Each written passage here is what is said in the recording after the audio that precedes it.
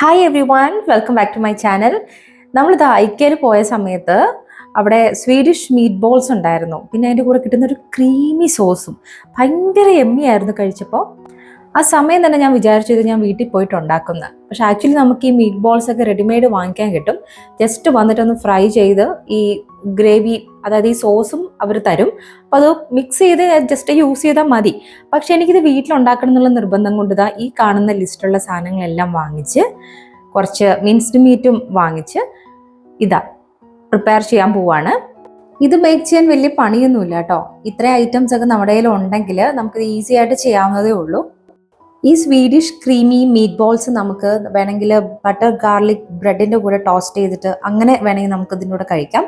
അല്ലെങ്കിൽ നമുക്ക് പ്ലെയിൻ റൈസിൻ്റെ കൂടെ കഴിക്കാം, നൂഡിൽസിൻ്റെ കൂടെയും പാസ്തേൻ്റെ കൂടെയൊക്കെ കഴിക്കാം. ഭയങ്കര ടേസ്റ്റാണ്. ഞാനിത് ഉണ്ടാക്കിയ സമയം ബട്ടർ ഗാർലിക് ബ്രെഡ് ടോസ്റ്റ് ചെയ്തിട്ട് അതിൻ്റെ കൂടെയാണ് ഇത് കഴിച്ചിട്ടുണ്ടായിരുന്നത്. പിന്നെ കുറച്ച് ബാക്കി വന്നത് എടുത്തിട്ട് ഞാൻ പിറ്റേ ദിവസം പാസ്ത മേക്ക് ചെയ്ത സമയത്ത് ബാക്കിയ ഗ്രേവി മീറ്റ് ബോൾസും കൂടെ ഞാൻ പാസ്തയിൽ കൂടെ മിക്സ് ചെയ്ത് കഴിച്ചു. അത് ഭയങ്കര യമ്മി ആയിരുന്നു, ഭയങ്കരമായിട്ട് ഇഷ്ടപ്പെട്ടു. പക്ഷെ നമുക്കിത് എപ്പോഴും ഉണ്ടാക്കി വീട്ടിൽ കഴിക്കാൻ പറ്റില്ല, ബിക്കോസ് ഇത് കുറച്ച് ഹൈ കാലോറി ആണ് ആൻഡ് കുറച്ച് റിച്ച് ഫുഡാണ്. അപ്പം നമുക്ക് വല്ല വിശേഷ ദിവസങ്ങളിലൊക്കെ ഇങ്ങനെ കുറച്ചൊക്കെ കഴിക്കാം. അങ്ങനെ ഹെൽത്ത് കോൺഷ്യസ് ആയിട്ടുള്ള ആൾക്കാർക്ക് കുറച്ച് കഴിക്കാൻ പറ്റുന്നൊരു ഇതാണ്. ബട്ട് എനിവേസ് ടേസ്റ്റ് അടിപൊളിയാണ് കേട്ടോ.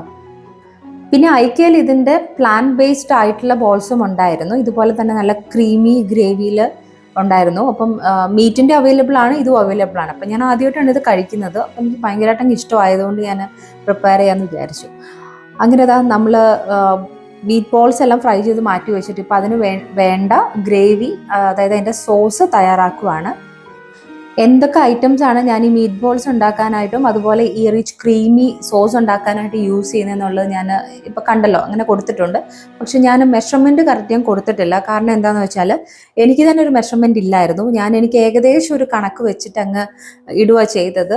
അപ്പോൾ അത് കറക്റ്റായിട്ട് തന്നെ വരികയും ചെയ്തു. നമുക്ക് ഇപ്പം ഇത്ര മീറ്റ് ഉണ്ടെങ്കിൽ ഇത്ര ഐറ്റംസ് അതിന് ഇടാം, അല്ലെങ്കിൽ ഇത്ര ക്വാണ്ടിറ്റിയിൽ ഇടാം, നമുക്കൊരു ഏകദേശം ഐഡിയ ഉണ്ടാവുമല്ലോ.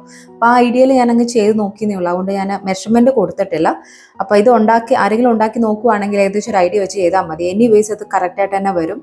അത്ര യമ്മി ആയിട്ടുള്ള ഒരു ഫുഡാണ്. എസ്പെഷ്യലി ഇങ്ങനെ റിച്ച് ആൻഡ് ക്രീമി ടേസ്റ്റ് ആയിട്ടുള്ള ഫുഡ് ഇഷ്ടപ്പെടുന്നവർക്ക് അടിപൊളിയായിരിക്കും. പിന്നെ എനിക്ക് തോന്നുന്നു ഇപ്പം ഇതിന് വേണ്ടുന്ന തിങ്സ് എല്ലാം സൂപ്പർ മാർക്കറ്റിൽ ഇവിടെ പോയി വാങ്ങിച്ച സമയത്ത് എല്ലാം ഈസിലി പാക്കറ്റിൽ തന്നെ അവൈലബിൾ ആണ്. ഇപ്പം മിൻസ്ഡ് മീറ്റ് ആയിക്കോട്ടെ, ഇപ്പോൾ സോസുകളായിക്കോട്ടെ, ആൻഡ് നമ്മുടെ സ്റ്റോക്ക്, അതായത് ഞാനിപ്പോൾ ബീഫിൻ്റെ സ്റ്റോക്ക് അതിനകത്ത് യൂസ് ചെയ്യുന്നത്, അതായിക്കോട്ടെ, എല്ലാം ഇങ്ങനെ റെഡിമെയ്ഡ്. നമുക്കൊരു പോട്ടിലേക്ക് ഇതെല്ലാം ഒന്ന് അറേഞ്ച് ചെയ്ത് ഒഴിച്ച് ചെയ്താൽ മതി. വലിയ പാടില്ല കുക്ക് ചെയ്യാൻ.